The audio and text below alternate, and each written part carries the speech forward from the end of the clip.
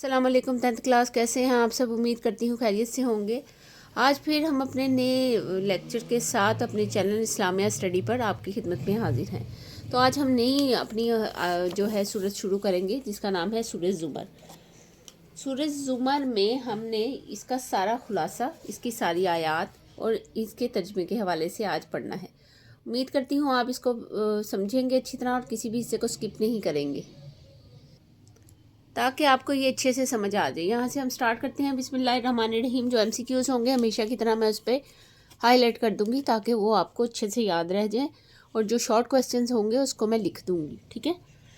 تو غور سے سنیے گا۔ سورۃ زمر قرآن مجید کی 39ویں صورت ہے، ٹھیک ہے؟ ایم سی کیوز ہے، بالکل ہم اس کو نشان لگائیں گے، ٹھیک ہے؟ تعارف لکھیں، یہ ایک شارٹ کوسچن ہے، یہ میں ہمیشہ آپ کو بتاتی ہوں۔ آج میں پینسل یوز کر رہی ہوں کہ شاید کہیں کوئی لائن کو کسی کو انڈر لائن کرنا پڑ جائے، اور اس کے 8 رکوع اور 75 آیات ہیں۔ ایم سی کیوز ہے۔ یہ صورت 23ویں پارے سے شروع ہوتی ہے، ایم سی کیوز ہے۔ یہ صورت مکی ہے یا مکہ مکرمہ میں نازل ہوئی ہے، ایم سی کیوز ہے۔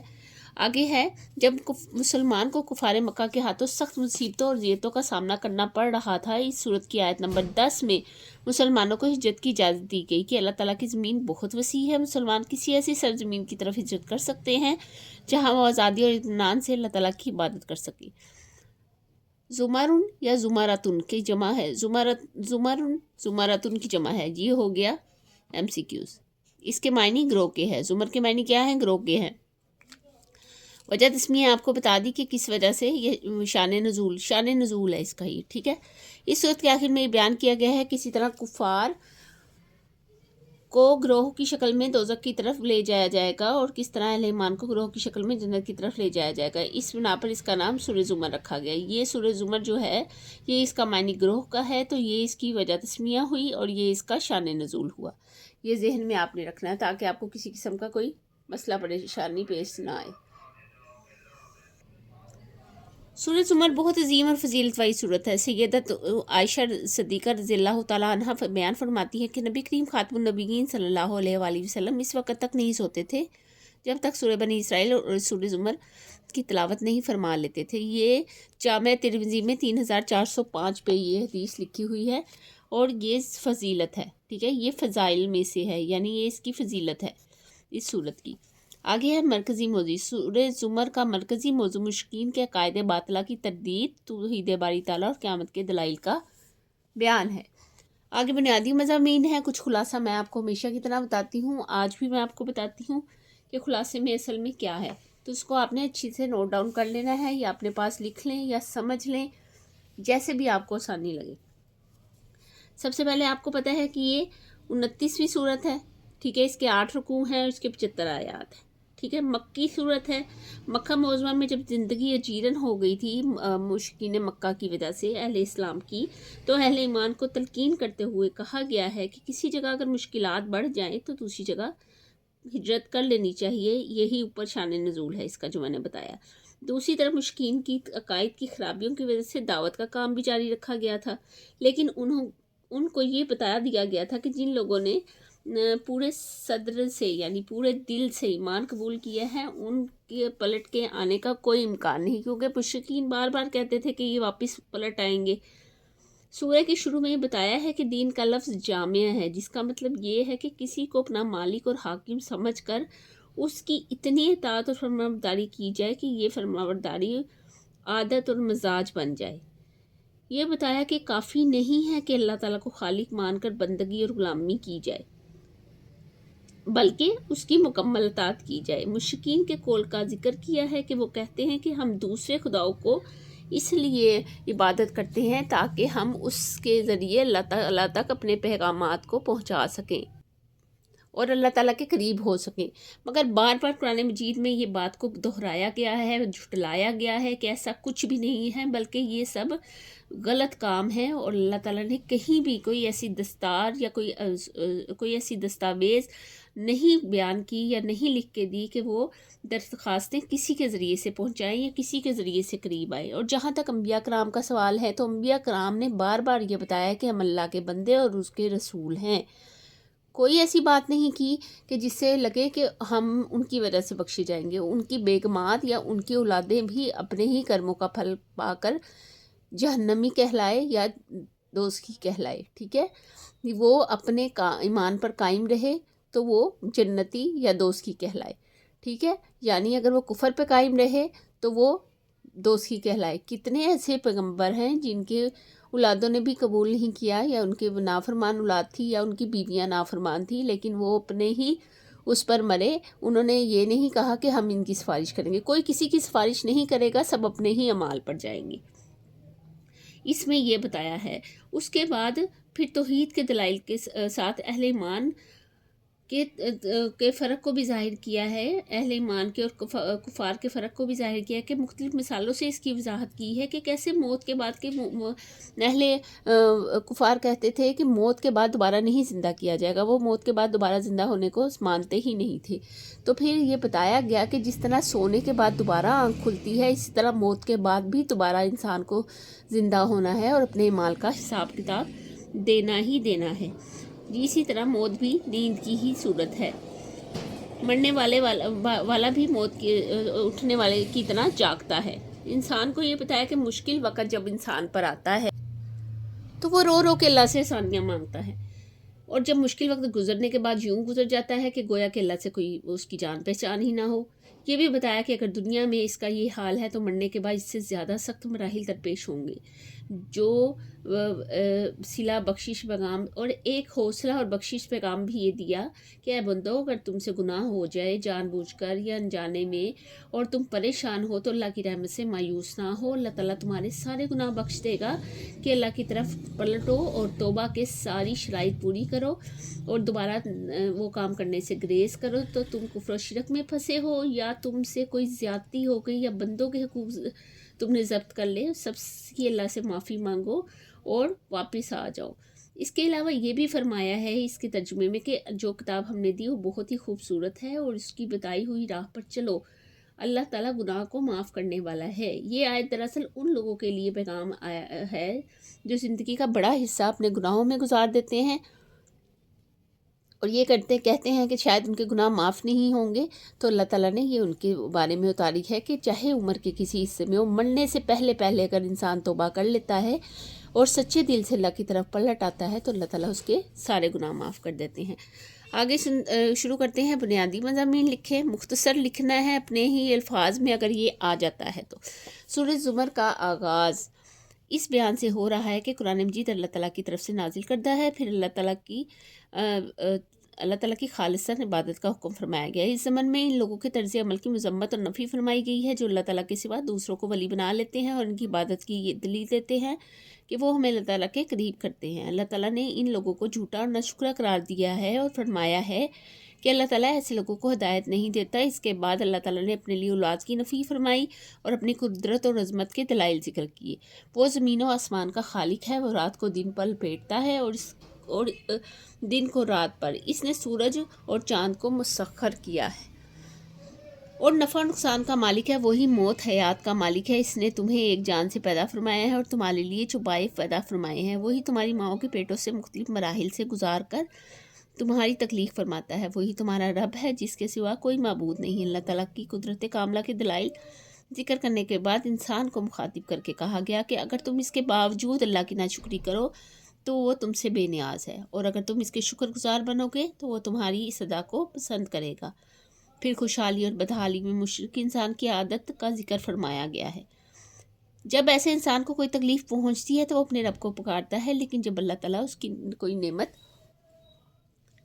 عطا فرماتا ہے تو اپنے رب کو بھول جاتا ہے، اس کے ساتھ شریک بنا لیتا ہے. پھر ان خود ساختہ معبودوں کو اللہ تعالیٰ کے ہاں سفارشی سمجھتا ہے. جبکہ مومن کا یہ کردار ذکر کیا گیا ہے کہ وہ رات کی گھڑیوں میں سجدہ کرتے ہوئے اور قیام کرتے ہوئے اللہ تعالیٰ کی عبادت کرنے والا، آخرت سے ڈرنے والا اور ہر حال میں اللہ تعالیٰ کی رحمت کی امیدوار ہوتا ہے.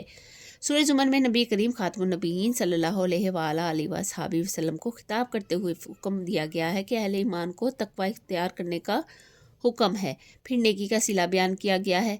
जिन्होंने दुनिया में नेक अमाल किए इनके लिए अजीम भलाई है, और अगर कहीं दीन पर अमल करना मुश्किल हो जाए तो वहाँ से हिज्रत कर जाओ, क्योंकि अल्लाह ताला की ज़मीन बहुत वसी है और सब्र के साथ मुश्किलात का मुकाबला करने वालों के लिए बेहिसाब अजर है। फिर नबी करीम खातमुन नबीयीन सल्लल्लाहु अलैहि वसल्लम की ज़बानी लोगों पर वाज़िया करवा दिया कि मुझे अल्लाह ताला ने हुक्म दिया है कि मैं इसकी इबादत करूँ, इसका फरमाबरदार हूँ और इसकी तौहीद का प्रचार करूँ।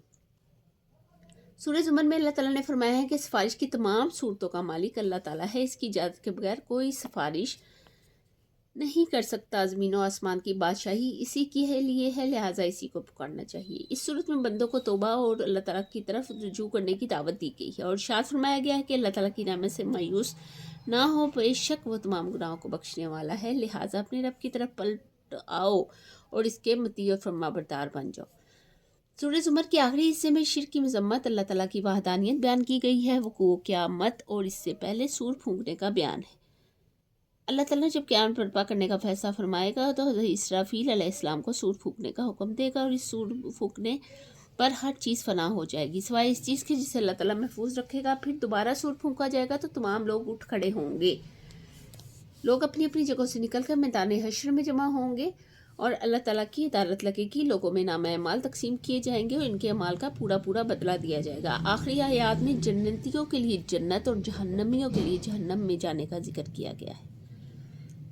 ठीक है, आगे ये दुआएं हैं।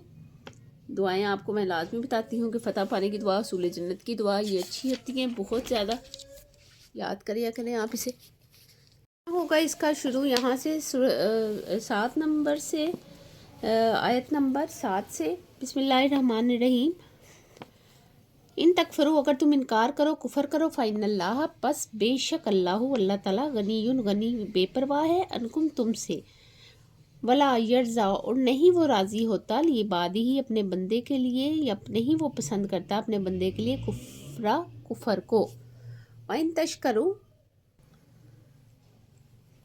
तशकरू, अगर तुम शुक्र करो, यर्ज़ाहु वो राज़ी होगा, लकुम तुम्हें वो इससे राज़ी हो जाएगा या वो इसे तुम्हारे लिए पसंद करेगा। वला ताज़िरू, और नहीं कोई बोझ उठाता वाज़िरातुन विज़रातुन उखरा, किसी दूसरे का बोझ। सुम्मा इला रब्बिकुम, फिर अपने रब की तरफ तुम्हें मर्जियुकुम वापस आना है। फ़युनब्बियुकुम, वो तुम्हें बता देगा बिमा कुंतुम तालमून, इस चीज़ के बारे में जो तुम करते रहे हो। इन्नहु अलीमुन बिज़ातिस सुदूर, इन्नहु अलीमुम बिज़ातिस सुदूर, बेशक वो जानने वाला है सीनों के राजों को। यहाँ से पढ़ेंगे, अगर तुम नाशुक्री करोगे बेशक अल्लाह तुमसे बेनियाज है और अपने बंदों के लिए वो नाशुक्री पसंद नहीं करता, और अगर तुम शुक्र करो वो उससे बहुत पसंद करता है और कोई बोझ उठाने वाला किसी दूसरे का बोझ नहीं उठाएगा। फिर तुम्हें अपने रब की तरफ पलट कर जाना है और वो तुम्हें तुम्हारे किए हुए अमाल के बारे में बता देगा, बेशक वो सीनों के राजों को जानता है।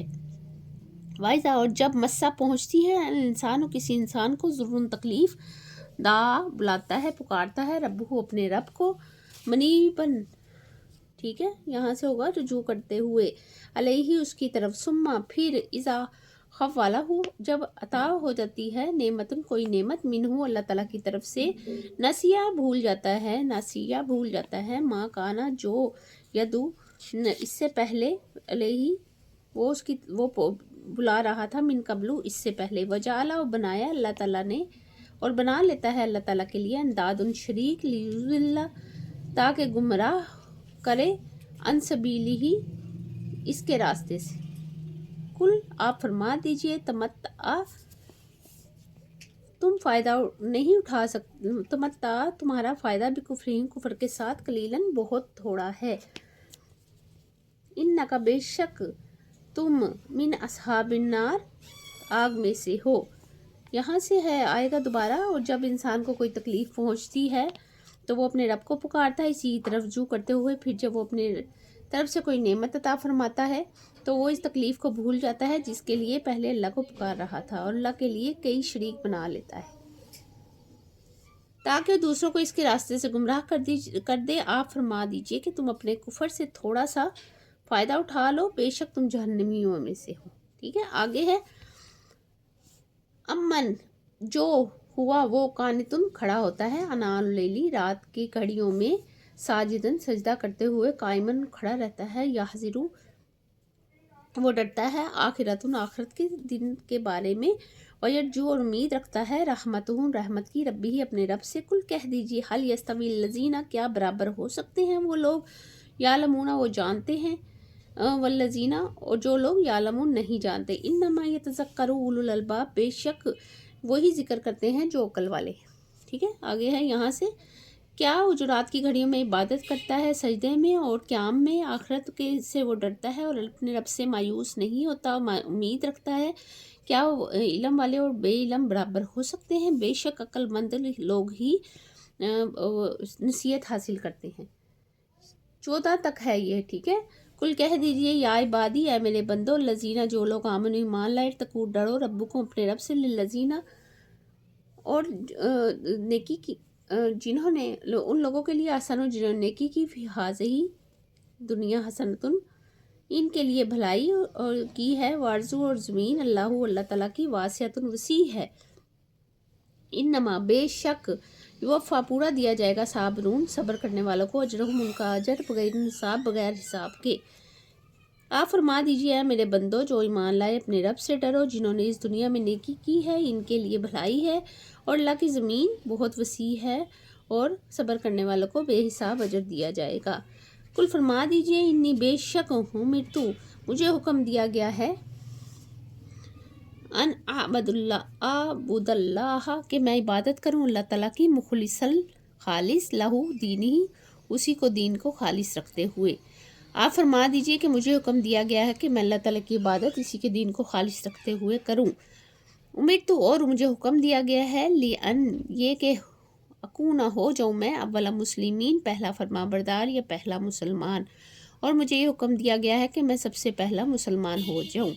कुल कह दीजिए, इन्नी बेशक अखाफ मैं डरने वाला हूँ, अन असई तो ये कि नाफरमानी हो रब्बी मेरे रब की, अजाब यौम नज़ीम एक बड़े दिन के अजाब से। आप फरमा दीजिए कि मैं अपनी रब की नाफरमानी से डरता हूँ, कि बेशक मैं डरता हूँ एक बड़े दिन के अजाब से। कुल फरमा दीजिए, 14 नंबर तक हमने इसका करना है, यहाँ तक ही। कुल फरमा दीजिए, अल्लाह ताला ही की इबादत आबदू मैं इबादत करता हूँ, मुखलिसन खालिस लाहू दीनी ही अपने दीन के खालिस होने की वजह से, या अपने दीन को खालिस करते हुए, मैं अल्लाह ताला की इबादत करता हूँ अपने दीन के लिए खालिस करते हुए। यहाँ तक इसका करेंगे, और 58 पे है इसकी अगली आयत जो हमने करनी है। ठीक है, ये 78 है, यहाँ से हम करेंगे 58, ये वाली 58 आयत है, यहाँ से यहाँ तक सिर्फ यही आयत है 58, इसको करना है तर्जुमा इसका ना। 58 नहीं, सॉरी 53 आयत है, हम 53 आयत ये करेंगे। कुल कह दीजिए, या इबादी ए मेरे बंदे, अल्लज़ीना जो लोग असरफु ज़्यादती करते हैं, अला अनफुसिहिम अपनी जानों की, ना तकनतु ना तुम मायूसू में रहमतिल्लाहि अल्लाह ताला की रहमत से, यानी जिन्होंने गुनाह कर लिए हैं या ज़्यादती कर दी है किसी के साथ, उसके बारे में ये जिक्र हो रहा है। इन्नल्लाह बेशक अल्लाह ताला यगफिरुज़्ज़ुनूबिल जमीआ अल्लाह ताला सारे गुनाहों को माफ़ करने वाला है, इन्नल्लाहु गफूरुर रहीम वो बख्शने वाला और रहम फरमाने वाला है।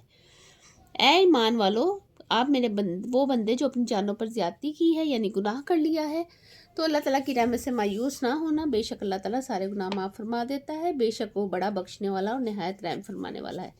आगे करेंगे इसकी एक्सरसाइज में यहाँ पर आ गया, ये दोनों हमने कर लिए हैं।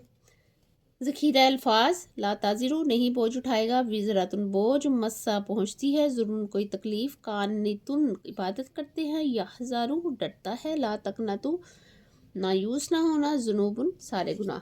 ये पहले भी मैंने आपको करवा दिया है। आगे है दुरुस्त जवाब का इंतखाब करें, एक्सरसाइज होगी। ज़ुमर उनका मायने क्या है, ग्रोह के हैं। सूरह ज़ुमर में मुसलमानों को इजाज़त दी गई है हिजरत की। ज़मीन और आसमान की बादशाही का मालिक अल्लाह ताला को समझना है, अकीदा तौहीद। दूसरी बार सूर फूके जाने के फ़ौरन बाद लोग जाग जाएंगे, महशर में कब्र में जाग जाएंगे। हज़रत आयशा रज़ी अल्लाह ताला अन्हा फरमाती हैं कि नबी करीम सूरह ज़ुमर की तिलावत फरमाते थे सोने से पहले।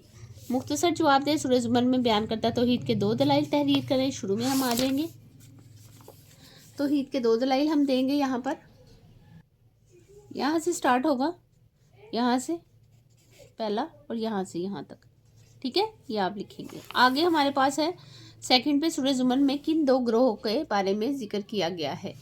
सूरह ज़ुमर में ये ऊपर पैराग्राफ में है, यहाँ से इस सूरत में के कफ़ार के ग्रोह की शक्ल में दोज़ख की तरफ बुलाया जाएगा और ईमान के 2 ग्रोह, यानी ईमान का ग्रोह, ईमान वालों का ग्रोह होगा और कुफ़ार का ग्रोह होगा। 2 ग्रोह का जिक्र किया गया है। यहाँ से लेकर यहाँ तक आप इसको लिखेंगे।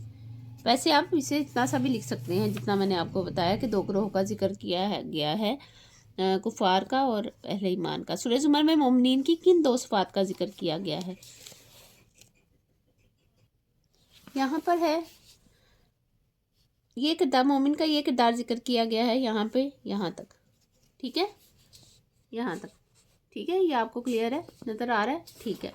आगे है क़यामत के बर्पा होने के मराहिल तहरीर करें। यहाँ से आएगा ये जो अंडरलाइन किया हुआ है ना, यहाँ से वक़ूए क़यामत, ठीक है, ये चौथा है आई थिंक, हाँ जी ये चौथा है। यहाँ से यहाँ तक मैदान इश्र में जो लोगों की दाद लगेगी, यहाँ तक, ठीक है।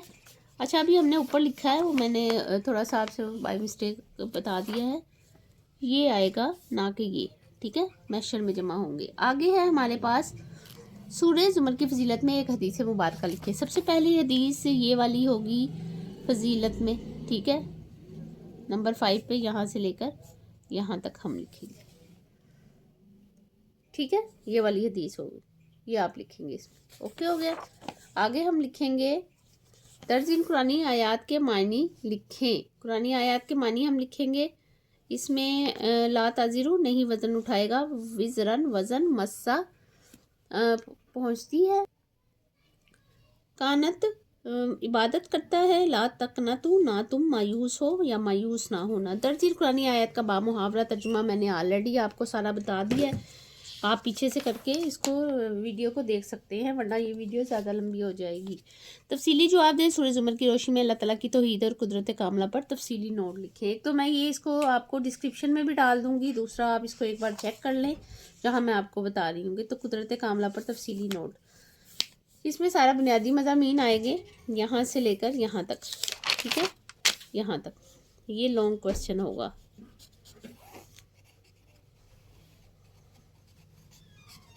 ठीक है।